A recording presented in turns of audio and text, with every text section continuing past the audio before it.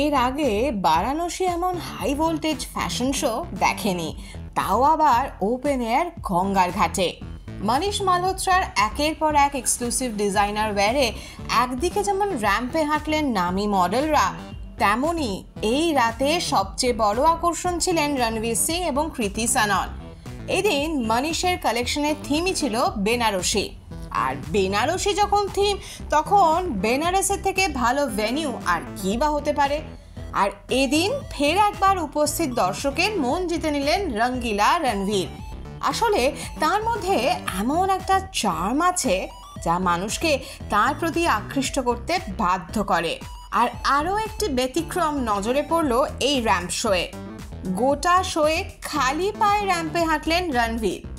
ছবি তো দেখেছেন, কিন্তু এমন ভিডিও দেখেছেন কি? তাই জন্যই তো আমাদের আশা। দেখে নিন কি কি করলেন রণবীর সিং এবং কৃতি সানন এদিনের র্যাম্প শোয়ে।